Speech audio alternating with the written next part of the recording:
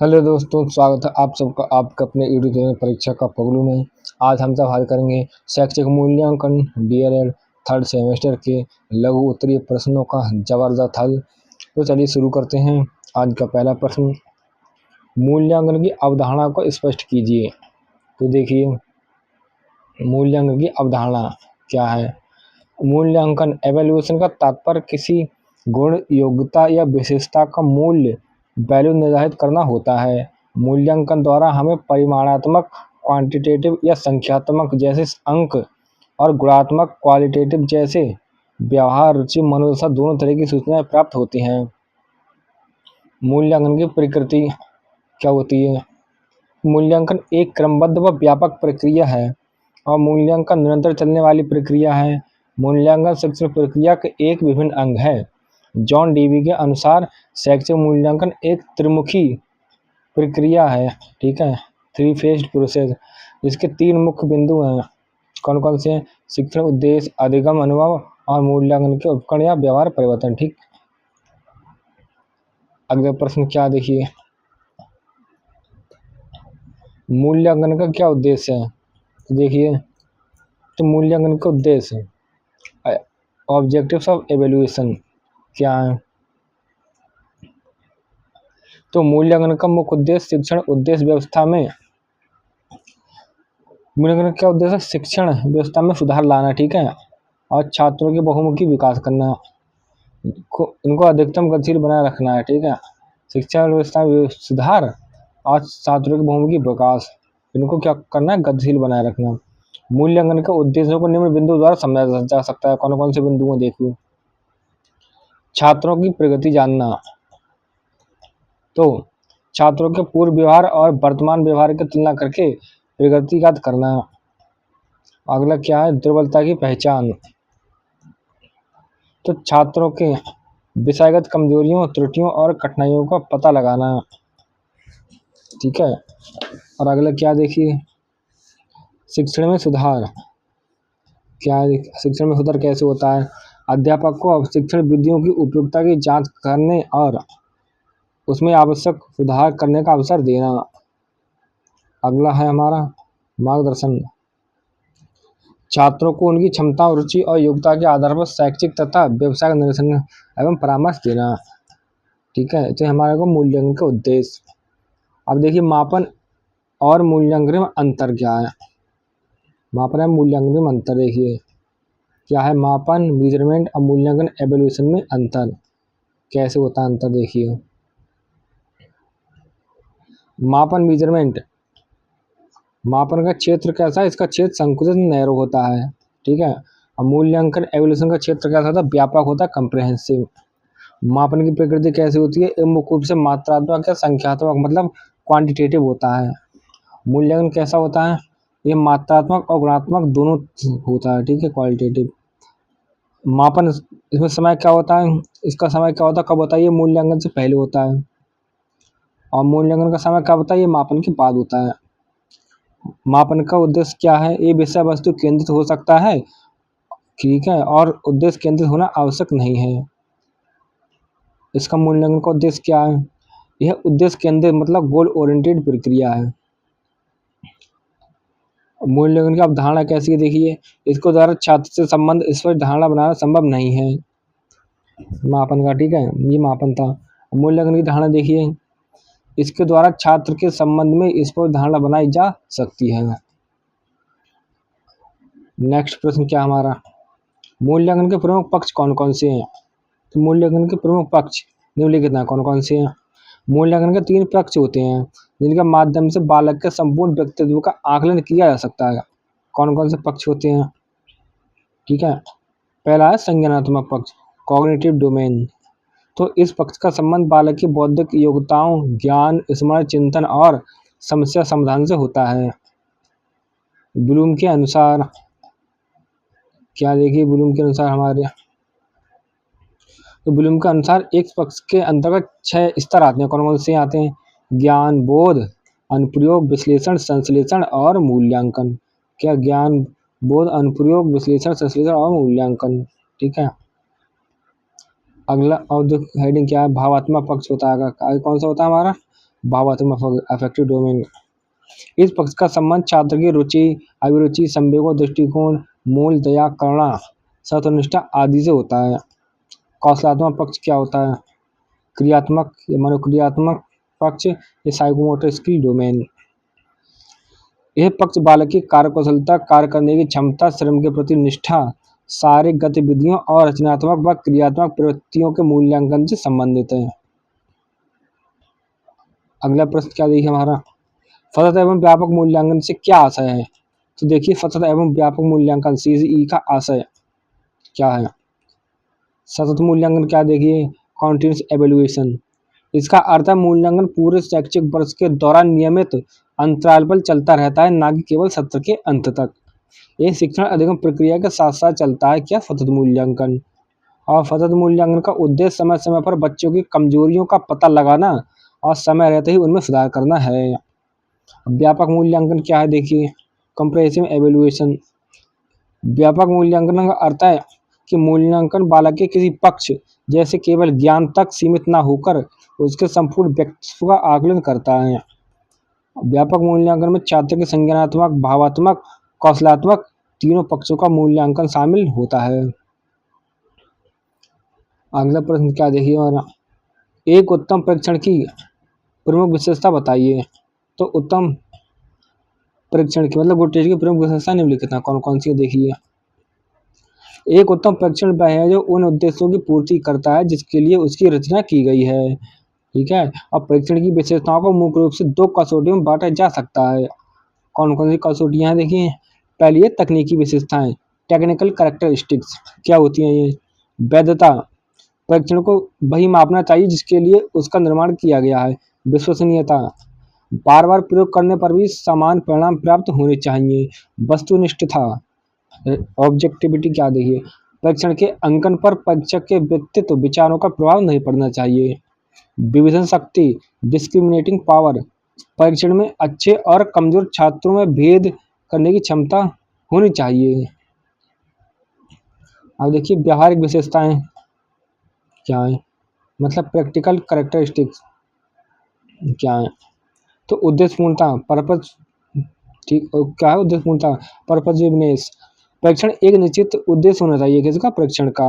व्यापकता, कंप्रेहेंसिवनेस, तो परीक्षण में संपूर्ण विषय सामग्री शामिल होनी चाहिए। सुगमता, इजीनेस, प्रैक्टिकबिलिटी, क्या होता है देखो, परीक्षण का प्रशासन, अंकन और व्याख्या करने में आसानी होनी चाहिए। नेक्स्ट प्रश्न क्या हमारा, उपचारात्मक शिक्षण से आप क्या समझते हैं? तो देखिए उपचारात्मक शिक्षण, रेमेडियल टीचिंग क्या है? उपचारात्मक शिक्षण, उपचारात्मक शब्द जो है वो क्या, शिक्षक वो चिकित्सा शास्त्र से लिया गया है। कहाँ से? चिकित्सा शास्त्र से, मेडिकल साइंस से लिया गया है।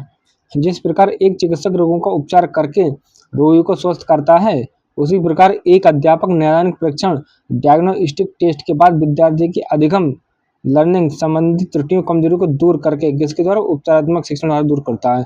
दूर करके उसके अर्जित ज्ञान को उचित दिशा प्रदान करता है।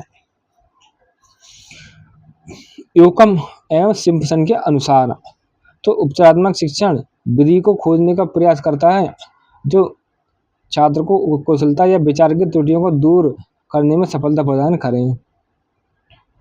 अगला प्रश्न हमारा क्या देखिए, क्रियात्मक शोध का अर्थ स्पष्ट करते हुए उसका महत्व बताइए। तो क्रियात्मक शोध का अर्थ और महत्व क्या क्या है? अर्थ देखिए क्रियात्मक शोध का, क्रियात्मक शोध एक ऐसी वैज्ञानिक खोज है जिसका संबंध शिक्षा के क्रियात्मक पक्ष, प्रैक्टिकल एस्पेक्ट से होता है। इसका मूल आधार है यह है कि समस्या भी हमारी और हल भी हमारा। जब शिक्षक, प्रधानाध्यापक या प्रशासक अपनी कक्षा या विद्यालय से संबंधित तात्कालिक इमीडिएट समस्याओं को स्वयं वैज्ञानिक ढंग से हल करने का प्रयास करते हैं तो वह क्रियात्मक शोध कहलाता है। महत्व देखिए क्रियात्मक शोध का क्या है। महत्व में आवश्यकता, समस्याओं का त्वरित समाधान, तो विद्यालय की दैनिक और तात्कालिक समस्याओं का सरल एवं सही समाधान कम समय में खोजना। कार्यप्रणाली में सुधार, विद्यालय की परंपरागत कार्यशैली, शिक्षण पद्धति और कार्यप्रणाली में आवश्यक सुधार और परिवर्तन लाना। वैज्ञानिक दृष्टिकोण का विकास, तो शिक्षकों, प्रधानाचार्यों और प्रशासकों में वैज्ञानिक दृष्टिकोण विकसित करना। सर्वांगीण विकास, तो विद्यार्थियों को बहुमुखी विकास के लिए विद्यालय की क्रियाओं का प्रभावी आयोजन करना। अगला प्रश्न हमारा क्या है, क्रियात्मक शोध के चरणों का उल्लेख कीजिए। तो क्रियात्मक शोध के चरण, स्टेप्स ऑफ एक्शन रिसर्च क्या है देखिए। क्रियात्मक शोध के मुख्य चरण निम्नलिखित हैं, कौन कौन से देखो।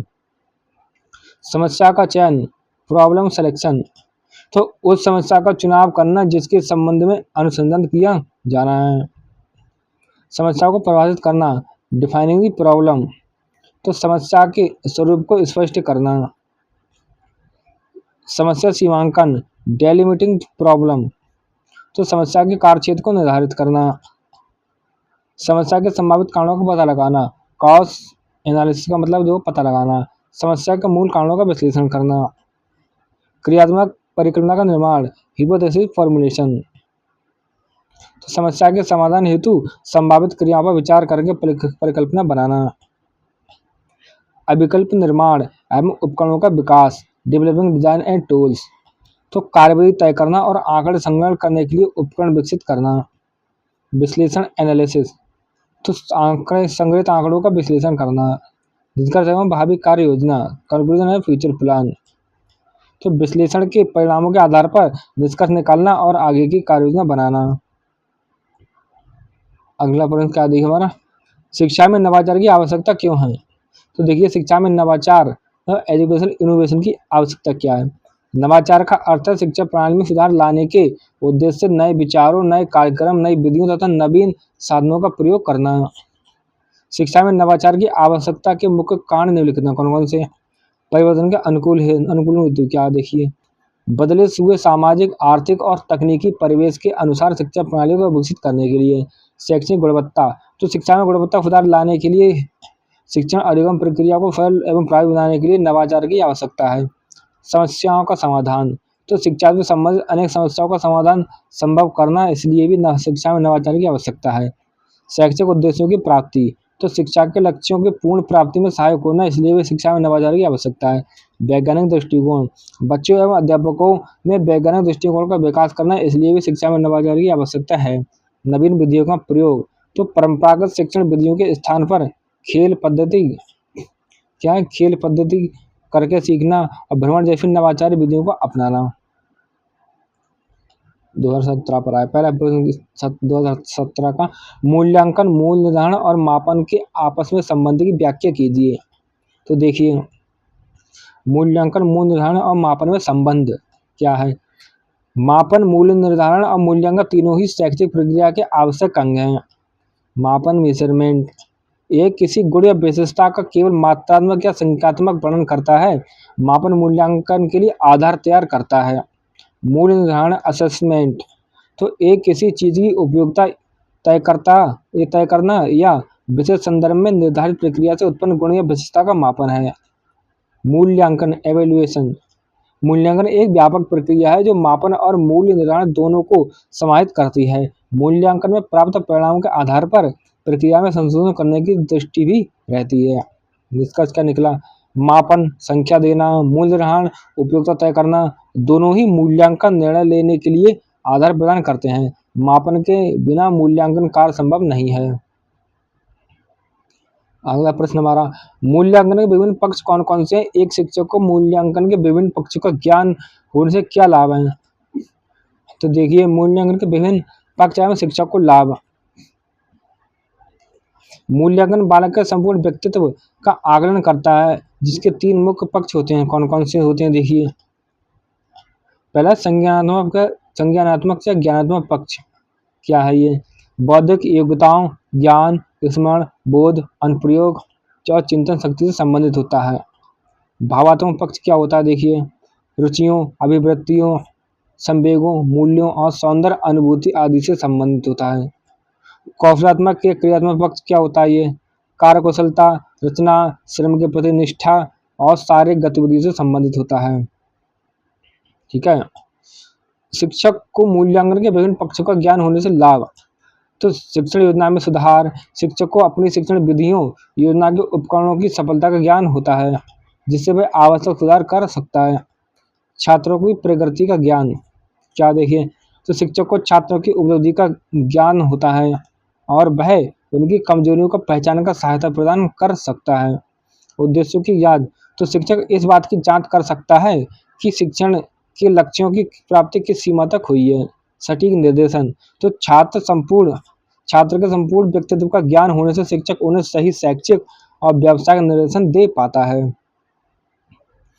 अगला प्रश्न क्या देखिए हमारा, निबंधात्मक ऐसे टाइप ऑफ वस्तुनिष्ठ ऑब्जेक्टिव टेस्ट के अंतर ऑब्जेक्टिव परीक्षण के अंतर को समझाइए। तो निबंधात्मक और वस्तुनिष्ठ परीक्षण के अंतर को समझना क्या क्या देखिए। निबंधात्मक एवं वस्तुनिष्ठ परीक्षण के अंतर। तो निबंधात्मक परीक्षण होता है क्या होता है इसका, उत्तरदाता को उत्तर की स्वयं रचना करनी होती है निबंधात्मक परीक्षण में। वस्तुनिष्ठ परीक्षण में उत्तरदाता को दिए गए विकल्पों से उत्तर चयन करना होता है। निबंधात्मक परीक्षण का क्षेत्र क्या होता है, सीमित होता है, पूरे पाठ्यक्रम को शामिल करना कठिन है। ठीक है, वस्तुनिष्ठ प्रश्न क्या होता है, इसका क्षेत्र व्यापक होता है और संपूर्ण पाठ्यक्रम का प्रतिनिधित्व करता है। अंकन कैसा होता है किसका, निबंधात्मक परीक्षण का। अंकन में आत्मनिष्ठा सब्जेक्टिविटी होती है, परीक्षक के व्यक्तिगत विचार प्रभावित करते हैं। वस्तुनिष्ठ में क्या होता है, अंकन वस्तुनिष्ठ ऑब्जेक्टिव होता है, परीक्षण पर परीक्षक की विचारों का कोई व्यक्तिगत प्रभाव नहीं पड़ता। ठीक है, निबंधात्मक परीक्षण का देखिए विश्वसनीयता कैसी होती है, विश्वसनीयता वैधता कम होती है। ठीक है, वस्तुनिष्ठ की क्या होती है, विश्वसनीयता और वैधता बहुत अधिक होती है। इनके निर्माण रचना सरल होती है इनकी निबंधात्मक परीक्षण की। वस्तुनिष्ठ को क्या होती है, प्रश्नों की रचना कठिन होती है। निबंधात्मक में क्या होता है, मापन, चिंतन, कल्पना शक्ति और रचनात्मकता का मापन करता है, जिसका रचनात्मकता। वस्तुनिष्ठ परीक्षण में क्या होता है, मुख्य रूप से ज्ञान और स्मृति का मापन करता है ये। अगला प्रश्न हमारा, अच्छे प्रश्न की विशेषताएं क्या है, प्रश्न पूछते समय क्या क्या सावधानी रखनी चाहिए। तो अच्छे प्रश्नों की विशेषताएं एवं प्रश्न पूछते समय सावधानी इस प्रकार कौन कौन सी हैं। अच्छे प्रश्नों की विशेषताएं, संक्षिप्तता, प्रश्न की शब्दावली संक्षिप्त हो। स्पष्टता, प्रश्न की भाषा स्पष्ट सरल और दुविधा उत्पन्न ना करे। मानसिक स्तर, प्रश्न बच्चों के मानसिक विकास के अनुरूप हो। विचार उत्तेजक, प्रश्न विचार करने योग्य हो।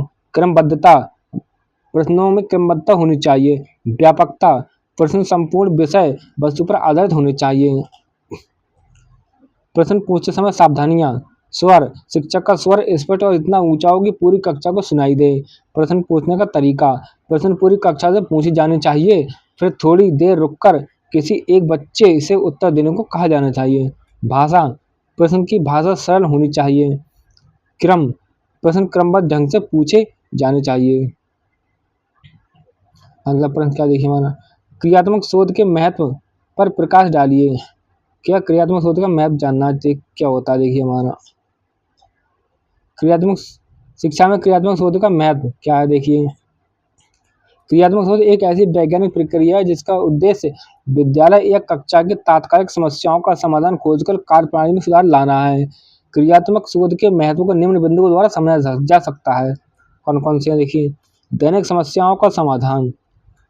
तो क्रियात्मक शोध विद्यालय के दैनिक क्रियाकलापों से संबंध होता है। ठीक है, और ऐसी समस्याओं का तुरंत समाधान खोजने में सहायक होता है। कार्यप्रणाली में सुधार, तो ये विद्यालय की परंपरागत कार्यशैली और कार्यप्रणाली में वांछित सुधार और परिवर्तन लाता है। वैज्ञानिक दृष्टिकोण, क्रियात्मक शोध शिक्षकों, प्रधानाचार्यों और निरीक्षकों में वैज्ञानिक दृष्टिकोण विकसित करता है। सहयोग, तो शिक्षकों में आपसी सहयोग बढ़ाने की भावना विकसित करने में सहायक है क्रियात्मक शोध। छात्रों का विकास, तो ये बच्चे के नवीन परिस्थिति में समायोजन की समस्याओं के अध्ययन और समाधान में मदद करता है। कौन, क्रियात्मक शोध। अगला प्रश्न, क्रियात्मक शोध के विभिन्न चरणों को उल्लेख कीजिए। तो क्रियात्मक शोध के चरण, स्टेप्स ऑफ एक्शन रिसर्च क्या क्या है। क्रियात्मक शोध के मुख्य चरण निम्नलिखित हैं, कौन कौन से, देखिए। समस्या चयन, प्रॉब्लम सिलेक्शन, वो समस्या का चुनाव करना जिनके संबंध में अनुसंधान किया जाना है। समस्या को परिभाषित करना, डिफाइन द प्रॉब्लम, तो समस्या के अनुरूप और समस्या के स्वरूप को स्पष्ट करना। समस्या सीमांकन, डेलिमिटिंग द पावर, तो समस्या के कार्यक्षेत्र को निर्धारित करना। समस्या के संभावित कारणों का पता लगाना, कॉज एनालिसिस, तो समस्या के मूल कारणों का विश्लेषण करना। क्रियात्मक परिकल्पना, हिपोथेसिस फॉर्मुलेशन, तो समस्या के समाधान हेतु संभावित क्रियाओं पर विचार करके परिकल्पना बनाना। अभिकल्प निर्माण एवं उपकरणों का विकास, डेवलपिंग डिजाइन टूल्स, तो कार्यविधि तय करना और आंकड़े संग्रह करने के लिए उपकरण विकसित करना। विश्लेषण एनालिसिस, तो संग्रहित आंकड़ों का विश्लेषण करना। निष्कर्ष एवं भावी कार्य योजना, कंक्लूजन एंड फ्यूचर प्लान, तो विश्लेषण के परिणामों के आधार पर निष्कर्ष निकालना और आगे की कार्य योजना बनाना। अगला प्रश्न ये क्या हमारा, क्रियात्मक शोध में प्रयुक्त होने वाले उपकरणों की व्याख्या कीजिए। तो क्या देखिए हमारे क्रियात्मक शोध में प्रयुक्त होने वाले उपकरण क्या देखिए हम जानते हैं। तो क्रियात्मक शोध में प्रयुक्त होने वाले उपकरण, टूल्स ऑफ एक्शन रिसर्च क्या क्या है। अवलोकन, ऑब्जर्वेशन, ये सबसे प्राचीन विधि है। इसमें व्यक्ति के व्यवहार को देखा जाता है, किसे ध्यान से देखा जाता है। परीक्षण, टेस्ट, ज्ञान कौशल योग्यता की जांच करने के लिए मौखिक, लिखित या प्रयोगात्मक परीक्षण का उपयोग किया जाता है। साक्षात्कार, इंटरव्यू, तो इसमें साक्षात्कारता होता है वो, और उत्तरदाता के मध्य आमने सामने बातचीत होती है। प्रश्नावली, क्वेश्चनियर, इसमें लिखित प्रश्नों के माध्यम से सूचनाएं संकलित की जाती हैं। निर्धारण मापनी, रेटिंग स्केल, जांचूसी, चेकलिस्ट, ये किसी व्यक्ति के गुणों की सीमा या गहनता या गुणात्मक जो वर्णन होता है वो प्रस्तुत करती है। संचयी अभिलेख, क्यूमुलेटिव रिकॉर्ड, छात्र की व्यक्तिगत प्रगति और उपलब्धियों का विस्तृत इतिहास रखना। अगला प्रश्न, नवाचार की शिक्षा के क्षेत्र में आवश्यकता और महत्व बताइए। तो देखिए शिक्षा के क्षेत्र में नवाचार की आवश्यकता और महत्व क्या क्या है देखिए। शैक्षिक नवाचार, शैक्षिक नवाचार का तात्पर्य शिक्षा प्रणाली में सुधार लाने के उद्देश्य से नए विचार, नए कार्यक्रम, नई विधियों तथा नवीन साधनों का प्रयोग करना है। शिक्षा के क्षेत्र में नवाचार की आवश्यकता और महत्व को निम्न बिंदु द्वारा समझा जा सकता है। कौन कौन सी है देखिए आवश्यकता महत्व। शैक्षिक गुणवत्ता में सुधार, तो नवाचार शिक्षण अधिगम प्रक्रिया को बेहतर बनाता है और शिक्षा में गुणवत्ता सुधार लाता है। परिवर्तन के अनुकूलन, तो आधुनिक युग में हो रहे तकनीकी और सामाजिक परिवर्तनों के अनुसार शिक्षा प्रणाली को विकसित करने के लिए नवाचार आवश्यक है। समस्या समाधान, शिक्षण से संबंधित अनेक समस्याओं का समाधान खोजने में ये सहायक है शैक्षिक नवाचार। ठीक है। नवीन विधियों का प्रयोग, तो नवाचार परंपरागत शिक्षण विधियों को ध्यान, नवाचार क्या होता है, परंपरागत शिक्षण विधि होती है उनके स्थान पर ख्याल विधि, वो खेल विधि होती है, ठीक है, और करके सीखने विधि और प्रयोग विधि जैसी प्रभावी विधियों को अपनाने में सहायक है। वैज्ञानिक दृष्टिकोण, तो नवाचार शिक्षकों और छात्रों में वैज्ञानिक दृष्टिकोण को विकसित करने में संभव बनाता है। नवाचार के विभिन्न क्षेत्रों का वर्णन कीजिए। तो नवाचार के विभिन्न क्षेत्र, तो शैक्षिक नवाचार का क्षेत्र केवल कक्षा से सीमित न होकर विद्यालय की संपूर्ण व्यवस्था में व्याप्त है। नवाचार के विभिन्न क्षेत्रों को इस प्रकार समझा जा सकता है। कौन कौन से। शिक्षण अधिगम प्रक्रिया, तो नई शिक्षण विधियां अपनाना जैसे भ्रमण विधि, प्रोजेक्ट विधि, कहानी विधि आदि। मूल्यांकन, वार्षिक परीक्षाओं के स्थान पर सतत एवं व्यापक मूल्यांकन, ग्रेडिंग प्रणाली का उपयोग तथा वस्तुनिष्ठ प्रश्नों का प्रयोग बढ़ाना। पाठ्यक्रम, पाठ्यक्रम में नवीन और समसामयिक विषयों जैसे जनसंख्या शिक्षा, नैतिक शिक्षा को शामिल करना। पाठ्यगामी क्रियाएं, प्रार्थना स्थल की गतिविधियों, क्लब गतिविधियों, खेलकूद और सांस्कृतिक कार्यक्रमों में नवाचार करना। प्रशासन और प्रबंधन, विद्यालय के प्रशासन और प्रबंधन में तकनीकी तथा संगठनात्मक सुधार लाना। अगला प्रश्न हमारा, अवलोकन से आप क्या समझते हो, उदाहरण स्पष्ट कीजिए। तो अवलोकन, ऑब्जर्वेशन की अवधारणा और उदाहरण। तो अवलोकन का अर्थ क्या है देखिए। तो अवलोकन क्रियात्मक शोध में प्रयुक्त होने वाला एक महत्वपूर्ण उपकरण है। इसका तात्पर्य अपने आसपास की घटनाओं को ध्यान से देखना है। यह मापन की सबसे प्राचीन विधि है। अवलोकन की अवधारणा, तो अवलोकन द्वारा किसी व्यक्ति के गुणात्मक मापन किया जा सकता है। इसमें बच्चे स्वयं वस्तुओं और तथ्यों का ज्ञान प्राप्त करते हैं और अध्यापक एक दिशा निर्देशक के रूप में कार्य करता है। अवलोकन के उदाहरण, तो एक अध्यापक कक्षा में छात्रों द्वारा की जा रही सामूहिक गतिविधियों का अवलोकन करता है, जिससे क्या होता है, उनके सामाजिक व्यवहार और उनकी सहयोगी भावना का पता चलता है। अवलोकन का प्रयोग छोटे बच्चों, अनपढ़ व्यक्तियों, मानसिक रोगियों या दिव्यांगों के अव्यवस्थित व्यवहार का मापन करने के लिए किया जाता है। आज 2018 पर तो पहला प्रश्न देखिए इसका, बालक के भावात्मक पक्ष का वर्गीकरण ब्लूम ने किस प्रकार किया है समझाइए। तो देखिए ब्लूम के अनुसार भावात्मक पक्ष अफेक्टिव डोमेन का वर्गीकरण, भावात्मक पक्ष का संबंध बालक की रुचि, अभिवृत्ति, संवेगों और मूल्यों से होता है। यह वर्गीकरण क्रॉथवेल, ब्लूम तथा मासिया ने 1964 में प्रस्तुत किया था। इस पक्ष के शैक्षिक उद्देश्यों को 5 भागों में बांटा गया है। कौन कौन से देखिए। आग्रहण या ध्यान देना, रिसीविंग, अटेंडिंग, तो निर्देशों या शिक्षाओं कितनी गंभीरता से ग्रहण करता है। अनुक्रिया करना रिस्पॉन्डिंग, तो किसी उद्दीपक के प्रति संवेदनशील होना और संतुष्टि के लिए अनुक्रिया करना। अनुमूल्य या मूल आंकना वैल्यूइंग, क्या देखा, अनुमूल्य मूल्यांकन, किसी वस्तु कार्य या व्यवहार के मूल्य को स्वीकार करना। व्यवस्थापन ऑर्गेनाइजेशन, अलग अलग मूल्यों को व्यवस्थित करके एक मूल प्रणाली का संगठन करना। चार्टीकरण कैरेक्टराइजेशन, ये सर्वोच्च स्तर है जिसमें स्वीकृत मूल छात्र के चरित्र का अंग बन जाते हैं। अगला प्रश्न हमारा क्या देखिए, वर्तमान संदर्भित तथा कसौटी संदर्भित परीक्षण में क्या अंतर है। तो देखिए, वर्तमान संदर्भित तथा कसौटी संदर्भित परीक्षण में अंतर। कसौटी संदर्भित क्राइटेरियन रेफरेंस टेस्ट, वर्तमान संदर्भित नॉर्म रेफरेंस टेस्ट। क्या देखिए, कसौटी संदर्भित परीक्षण, इसका उद्देश्य क्या होता है, इसमें सीखने की उपलब्धि की तुलना पहले से निर्धारित कसौटी या बांझल स्तर से की जाती है।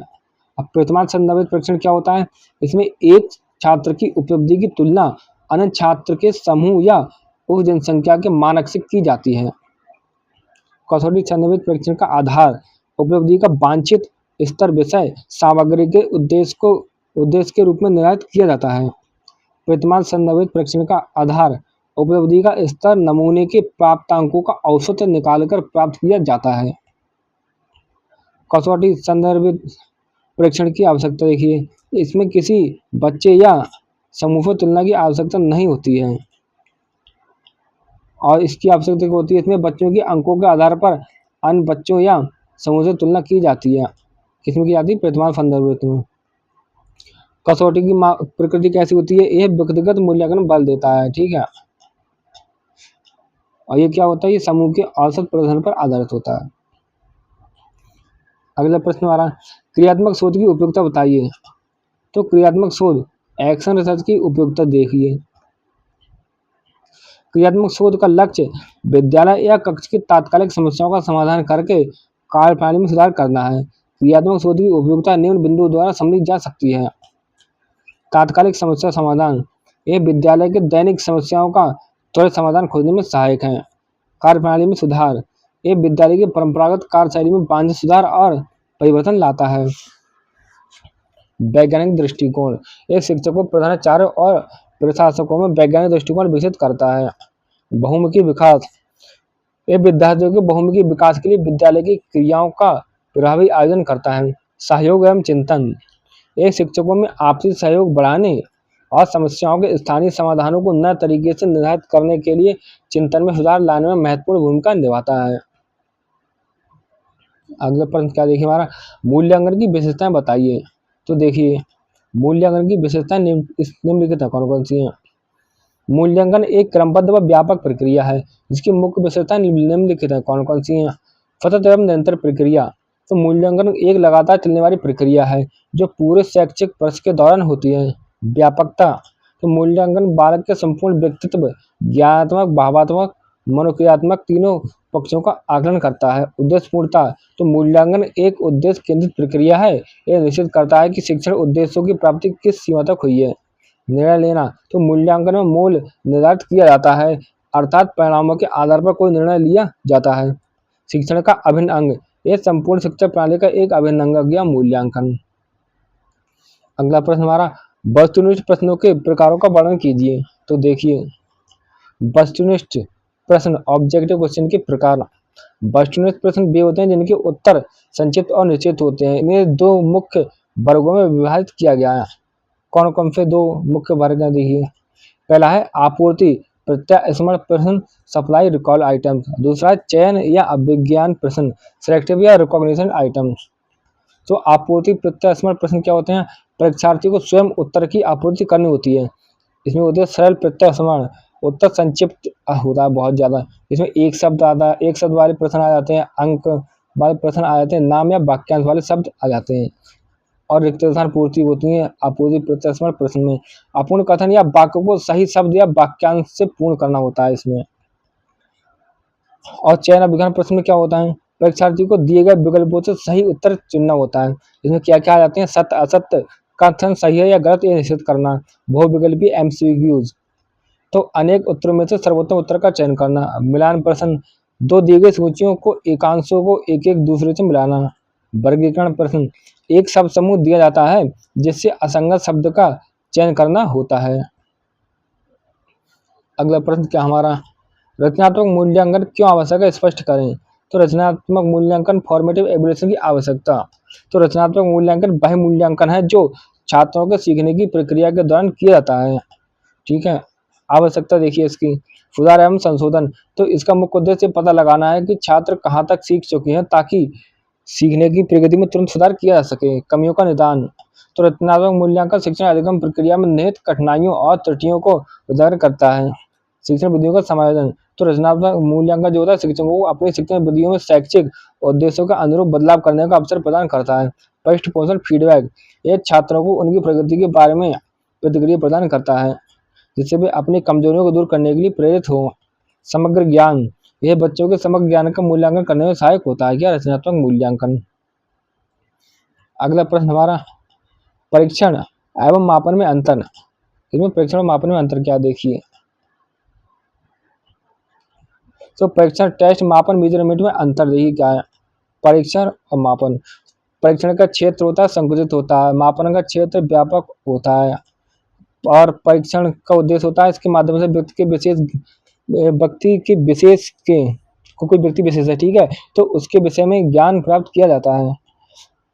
इसमें मापन में क्या होता है, इसमें किसी सामान्य प्रश्न का उत्तर देने का प्रयास किया जाता है।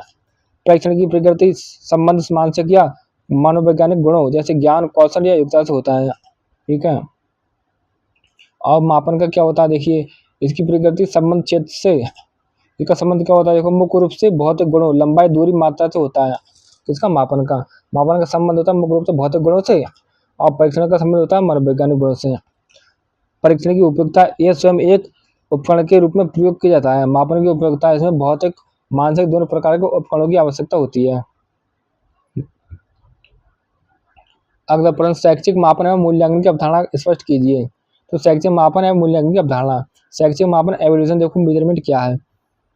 शैक्षिक मापन वह व्यवस्थित प्रक्रिया जिसके द्वारा छात्रों के निष्पत्ति, अर्जित ज्ञान तथा कौशल की मात्रा या संख्यात्मक मानक पता लगाया जाता है।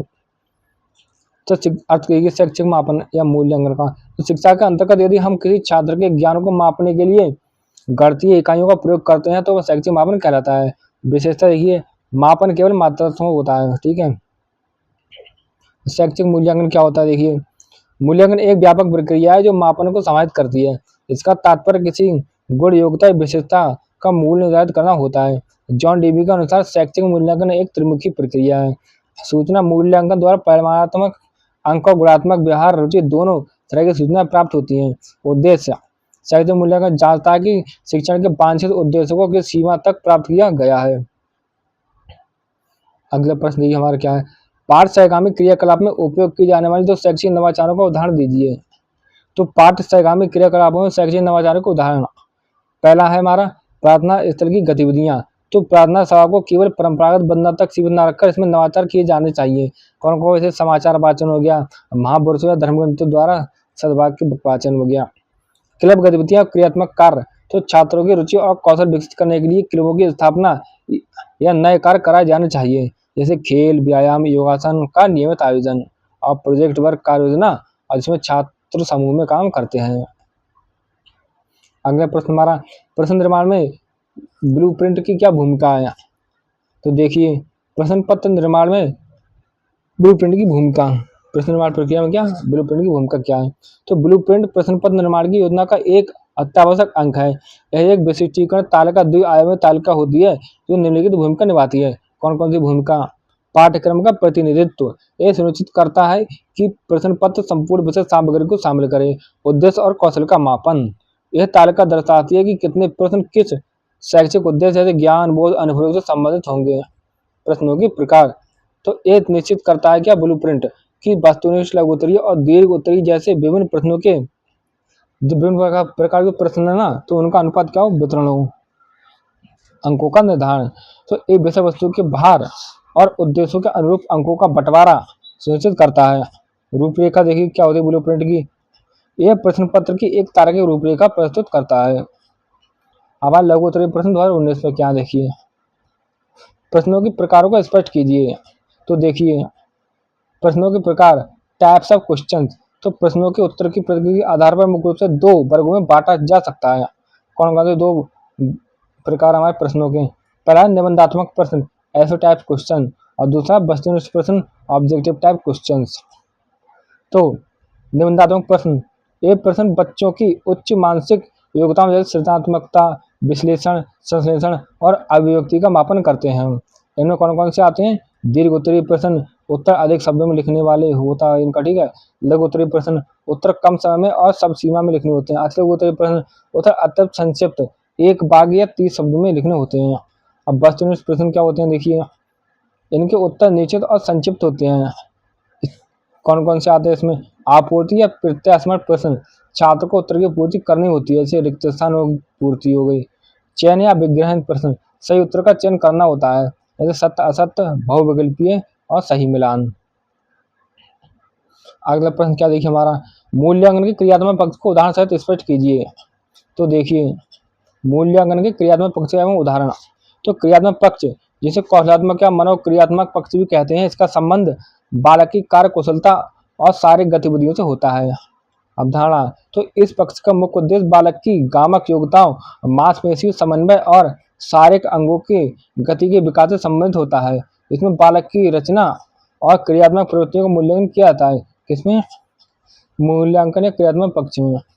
उदाहरण देखिए, मूल्यांकन के क्रियात्मक पक्ष का आकलन प्राय प्रयोगात्मक परीक्षणों द्वारा किया जाता है। विज्ञान विषय में छात्र द्वारा प्रयोग करके दिखाना, कला और क्राफ्ट में कौशल का मूल्यांकन, शारीरिक शिक्षा में छात्र का प्रदर्शन। अगला प्रश्न हमारा, शैक्षिक नवाचार का महत्व बताइए। तो शैक्षिक नवाचार का महत्व, तो शैक्षिक नवाचार का तात्पर्य शिक्षा के क्षेत्र में नए विचार, कार्यक्रम या विधियों का प्रयोग करके शिक्षा प्रणाली में सुधार लाना है। परिवर्तन के अनुकूल, तो आधुनिक युग में हो रहे तकनीकी और सामाजिक परिवर्तनों के अनुसार शिक्षा प्रणाली का स्वरूप विकसित करने के लिए शैक्षिक नवाचार का महत्व है। समस्या समाधान, तो शिक्षा से संबंधित अनेक समस्याओं का समाधान संभव हो पाता है शैक्षिक नवाचार से। शैक्षणिक गुणवत्ता, तो जो शैक्षिक नवाचार होता है वह शिक्षण अधिगम प्रक्रिया को अधिक प्रभावी बनाता है, जिससे शिक्षा में गुणात्मक सुधार आता है। नवीन शिक्षण विधियाँ, तो शैक्षिक नवाचार परंपरागत विधियों के स्थान पर खेल विधि, करके सीखना और प्रोजेक्ट विधि जैसी प्रभावी विधियों को अपनाने में सहायक होता है।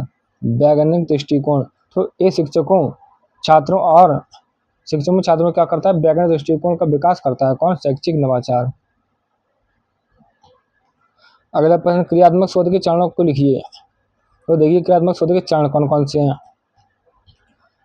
समस्या चयन, अनुसंधान के लिए समस्या का चुनाव करना, समस्या को परिभाषित करना, समस्या के स्वरूप को स्पष्ट करना, समस्या सीमांकन, समस्या के कार्यक्षेत्र को निर्धारित करना, समस्या के संभावित कारणों का पता लगाना, समस्या के मूल कारणों का विश्लेषण करना, क्रियात्मक परिकल्पना का निर्माण, समस्या के समाधान हेतु एक परिकल्पना बनाना, अभिकल्प निर्माण एवं उपकरणों का विकास, आंकड़ों का संग्रहण करने के लिए उपकरण विकसित करना, विश्लेषण, तो संग्रहित आंकड़ों का विश्लेषण करना, निष्कर्ष, तो विश्लेषण के परिणामों के आधार पर निष्कर्ष निकालना और भावी कार्य योजना बनाना। जवाब, क्रियात्मक शोध के चरण। अगला प्रश्न हमारा, परीक्षण एवं मापन में अंतर स्पष्ट कीजिए। तो देखिए, परीक्षण एवं मापन में अंतर। परीक्षण का क्षेत्र क्या होता है? संकुचित होता है। मापन का क्षेत्र क्या होता है? व्यापक होता है। परीक्षण का उद्देश्य होता है इसके माध्यम से व्यक्ति विशेष के विषय में ज्ञान प्राप्त किया जाता है। मापन से क्या होता है? इसमें किसी सामान्य प्रश्न का उत्तर देने का प्रयास किया जाता है। परीक्षण की प्रकृति क्या होती है? इसका संबंध मुख्य रूप से मानसिक तथा मनोवैज्ञानिक गुणों से होता है। मापन की प्रकृति, इसका संबंध मुख्य रूप से भौतिक गुणों से होता है। परीक्षण की उपयोगिता, ये स्वयं एक उपकरण के रूप में प्रयोग किया जाता है। मापन की उपयोगिता, इसमें भौतिक मानसिक दोनों प्रकार के उपकरणों की आवश्यकता होती है। अगला प्रश्न हमारा, सेमेस्टर पद्धति से क्या आशय है? तो देखिए, सेमेस्टर पद्धति से आशय, तो सेमेस्टर पद्धति शैक्षणिक प्रणाली में नवाचार का एक उदाहरण है। अर्थ, सेमेस्टर पद्धति में किसी पाठ्यक्रम को पूरे वर्ष में न पढ़कर छोटे छोटे कालांशों में विभाजित किया जाता है। सेमेस्टर पद्धति की प्रकृति देखिए, इस पद्धति में पाठ्यक्रम को सामान्यतः 6 माह की अवधि के सेमेस्टर में बांट दिया जाता है। मूल्यांकन, प्रत्येक सेमेस्टर के अंत में छात्रों की शैक्षिक उपलब्धि का मूल्यांकन करने के लिए सैद्धांतिक एवं प्रायोगिक परीक्षाओं का आयोजन किया जाता है। अगला प्रश्न हमारा, सतत एवं वार्षिक मूल्यांकन में पुनर्बलन से क्या तात्पर्य है? तो सतत एवं वार्षिक मूल्यांकन में पुनर्बलन, तो देखिए, पुनर्बलन एक ऐसी प्रक्रिया है जो किसी प्रतिक्रिया की आवृत्ति या संभावना को बढ़ाती है। और देखिए सतत मूल्यांकन में पुनर्बल, तो शिक्षक लगातार छात्रों की कमियों या सफलताओं को जानकारी देते हैं। उदाहरण, गृहकार जांच करते समय अध्यापक द्वारा टिप्पणी देना, जैसे बहुत अच्छा कार्य किया, लेख पर ध्यान दें। यह छात्र को अपनी कमजोरियों सुधारने के लिए प्रेरित करता है। वार्षिक मूल्यांकन में पुनर्बलन, तो ये क्या होता है, सत्र की समाप्ति पर दिया जाता है क्या, वार्षिक मूल्यांकन। उदाहरण, जो परिणाम प्रपत्र होता है उस पर लिखी गई टिप्पणी, जैसे आपको अधिक प्रश्न करना चाहिए या आप प्रथम स्थान पर पहुंच सकते हैं। ठीक है जी, हमारा हो गया सतत मूल्यांकन और वार्षिक मूल्यांकन में पुनर्बलन। अगला प्रश्न हमारा क्या, देखिए, एक उत्तम परीक्षण की विशेषता बताइए। तो एक उत्तम परीक्षण की विशेषताएं कौन कौन सी हैं, दो आधार पर की जाती है। ठीक है, पहला होता है तकनीकी कसौटियाँ, ठीक है, और दूसरा होता है व्यवहारिक कसौटियाँ। तकनीकी कसौटियाँ देखिए, वैधता वैलिडिटी, तो परीक्षण को वही मापना चाहिए जिसके लिए उसका निर्माण किया गया है। विश्वसनीयता, परीक्षण का प्रयोग बार बार करने पर भी समान परिणाम प्राप्त होने चाहिए। वस्तुनिष्ठता, तो परीक्षण के अंकन पर परीक्षक के व्यक्तिगत विचारों का प्रभाव नहीं पड़ना चाहिए। विवेचन शक्ति, तो परीक्षण में योग्य और अयोग्य छात्रों में भेद करने की क्षमता होनी चाहिए। व्यवहारिक कसौटी देखिए, उद्देश्यपूर्णता, परीक्षण एक निश्चित उद्देश्य होना चाहिए, किसका, परीक्षण का। व्यापकता, परीक्षण में संपूर्ण विषय सामग्री शामिल होनी चाहिए। सुगमता, परीक्षण का प्रशासन, अंकन और व्याख्या करने में आसानी होनी चाहिए। अगला प्रश्न हमारा, प्रार्थना स्थल की गतिविधियों में नवाचार बताइए। तो प्रार्थना स्थल की गतिविधियों में नवाचार कौन कौन से, देखिए, नवाचार के प्रयोग स्वरूप प्रार्थना स्थल की गतिविधियों में निम्नलिखित बदलाव किए गए हैं, कौन कौन से। स्वच्छता एवं स्वास्थ्य, तो बच्चों की साफ सफाई की जांच करना तथा स्वस्थ आदतों का विकास करने हेतु प्रेरणा प्रदान करना। समाचार एवं ज्ञान वाचन, तो उस दिन का प्रमुख समाचार का वाचन करवाना। मूल्य शिक्षा, तो महापुरुषों या धर्म ग्रंथों के सदवाक्यों का वाचन तथा उनका अनुकरण करने की प्रेरणा देना। प्रेरणा, तो बच्चों को प्रेरणापद सूक्तियों का वाचन करवाना। आयोजन घोषणा, विद्यालय में आयोजित होने वाले आगामी कार्यक्रमों की घोषणा। अगला प्रश्न हमारा, रचनात्मक मूल्यांकन और आगत मूल्यांकन की तुलना कीजिए। तो देखिए, रचनात्मक मूल्यांकन आगत मूल्यांकन की तुलना। रचनात्मक मूल्यांकन होता है, इसका समय सीखने की प्रक्रिया के दौरान किया जाता है, ठीक है। और आगत योगात्मक मूल्यांकन कब किया जाता है, ये किसी इकाई या शिक्षण अवधि के अंत में किया जाता है। रचनात्मक मूल्यांकन का उद्देश्य सीखने की प्रगति में सुधार लाना है। आकलित योगात्मक मूल्यांकन का उद्देश्य छात्र की उपलब्धि या दक्षता का अंतिम मूल्यांकन करना है। रचनात्मक मूल्यांकन का उपयोग शिक्षक को अपनी शिक्षण विधि में बदलाव सुधार करने में मदद करना है। योगात्मक मूल्यांकन का उपयोग कार्यक्रम की उपयोगिता की जांच करना और अंतिम निर्णय लेना। रचनात्मक मूल्यांकन का परिणाम छात्रों को उनकी प्रगति के बारे में पृष्ठपोषण फीडबैक देना, ठीक है। योगात्मक मूल्यांकन ग्रेड या अंक के रूप में छात्रों को प्रदर्शन को दर्शाना, ठीक है। रचनात्मक मूल्यांकन की प्रकृति ये नैदानिक होता है, जो कठिनाइयों को दर्ज करता है। योगात्मक मूल्यांकन ये उच्च दांव वाला हो सकता है, जैसे अगली कक्षा में पदोन्नति। आज 2020 पर अच्छे परीक्षणों के गुणों को लिखिए। तो देखिए, एक उत्तम परीक्षण के गुण किस किस आधार पर होते हैं, दो आधार पर होते हैं, कौन कौन से, तकनीकी कसौटियाँ और व्यवहारिक कसौटियाँ। तो तकनीकी कसौटियों पर उत्तम परीक्षण के गुण। वैधता, परीक्षण को वही मापना चाहिए जिसके लिए उसका निर्माण किया गया है। विश्वसनीयता, परीक्षण का प्रयोग बार बार करने पर भी समान परिणाम प्राप्त होने चाहिए। वस्तुनिष्ठता, परीक्षण के अंकन पर परीक्षक के व्यक्तिगत विचारों का प्रभाव नहीं पड़ना चाहिए। विवेचन शक्ति, परीक्षण में योग्य और अयोग्य छात्रों में विभेद करने की क्षमता होनी चाहिए। और देखिए, व्यवहारिक कसौटियाँ क्या हैं। उद्देश्यपूर्णता, क्या उद्देश्यपूर्णता, परीक्षण का एक निश्चित उद्देश्य होना चाहिए। व्यापकता, परीक्षण में संपूर्ण विषय सामग्री शामिल होनी चाहिए। सुगमता, परीक्षण का प्रशासन, अंकन और व्याख्या सरल रूप से की जानी चाहिए।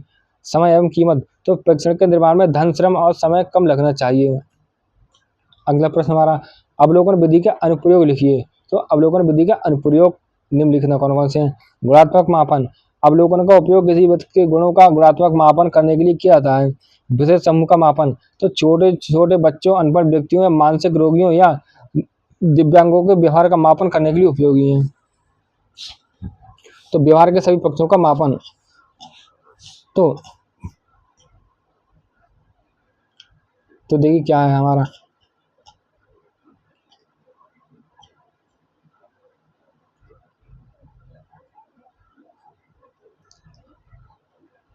नहीं कहाँ गई, 2020 पर थे हम, कहाँ पर थे।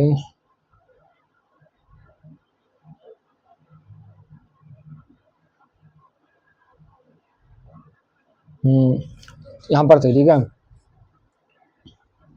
अवलोकन विधि के अनुप्रयोग। तो बालक के ज्ञानात्मक, भावात्मक और क्रियात्मक तीनों प्रकार के व्यवहार का मापन किया जाता है। दैनिक प्रगति का ज्ञान, तो शिक्षक द्वारा छात्रों के गृह कार्य और कक्षा कार्य की जांच के समय उनकी दैनिक प्रगति का आकलन किया जाता है। सामूहिक व्यवहार का अध्ययन, क्या देखिए, तो अवलोकन द्वारा छात्र के सामाजिक व्यवहार और सहकर्मियों के साथ सहयोग की भावना का पता लगाया जा सकता है। अधिगम स्तर का पता लगाना, तो कार्य करते समय बच्चे की रुचि, गति और अधिगम की प्राप्ति के स्तर को नोट करने में इसका प्रयोग किया जाता है, किसका, अवलोकन विधि का, ठीक है। अगला प्रश्न क्या है हमारा, योजना निर्माण के चरणों का उल्लेख कीजिए। क्या योजना निर्माण के चरणों का उल्लेख कीजिए, कैसे करेंगे, देखिए। परीक्षण योजना निर्माण के चरण, तो योजना निर्माण परीक्षण निर्माण का प्रथम सोपान है, ठीक है। तो उद्देश्यों का निर्धारण, तो परीक्षण के लिए शिक्षण उद्देश्य उदाहरित किए जाते हैं, ठीक है। कौन कौन से किए जाते हैं, जैसे ज्ञान, बोध, अनुप्रयोग। विषय वस्तु का चयन, तो पाठ्यक्रम में से उन विषय वस्तु का चयन करना जिनका मूल्यांकन करना है। प्रश्नों के प्रकार, ये निर्धारित करना कि प्रश्न किस प्रकार के होंगे, वस्तुनिष्ठ होंगे, लघु होंगे, लघु उत्तरी होंगे या निबंधात्मक, ये सब निबंधात्मक प्रश्न होते हैं, ठीक है। प्रश्न संख्या और अंकन, तो प्रश्नों की कुल संख्या, कुल अंक और प्रत्येक प्रश्न के लिए निर्धारित समय सीमा तय करना। ब्लूप्रिंट का निर्माण, तो इन सभी तत्वों के आधार पर विशिष्टीकरण या सारणी या द्विआयामी तालिका मतलब ब्लूप्रिंट तैयार करना। अगला प्रश्न का देखिए हमारा, शैक्षणिक अनुसंधान के चरणों का उल्लेख कीजिए। तो शैक्षणिक अनुसंधान के चरण कौन कौन से, देखिए। शैक्षिक अनुसंधान क्रियात्मक शोध के चरण निम्नलिखित में कौन कौन से। समस्या चयन, अनुसंधान के लिए समस्या का चुनाव करना, समस्या को परिभाषित करना, समस्या के स्वरूप को स्पष्ट करना, समस्या सीमांकन, समस्या के कार्यक्षेत्र को निर्धारित करना, समस्या के संभावित कारणों का पता लगाना, समस्या के मूल कारणों का विश्लेषण करना। क्रियात्मक परिकल्पना का निर्माण, तो समस्या के समाधान हेतु एक संभावित उत्तर या परिकल्पना बनाना। अभिकल्प निर्माण एवं उपकरणों का विकास, तो आकर संग्रह करने के लिए उपकरण विकसित करना। विश्लेषण, संग्रहित आंकड़ों का विश्लेषण करना। निष्कर्ष एवं भावी कार्य योजना, तो विश्लेषण के परिणामों के आधार पर निष्कर्ष निकालना और आगे की कार्य योजना बनाना। अगला प्रश्न हमारा, सामूहिक सहभागिता के लक्षण समझाइए। तो सामूहिक सहभागिता के लक्षण कौन कौन से, देखिए। सामूहिक सहभागिता से समुदाय के सदस्य एक साथ मिलकर काम करने और निर्णय लेने के लिए प्रोत्साहित होते हैं, ठीक है।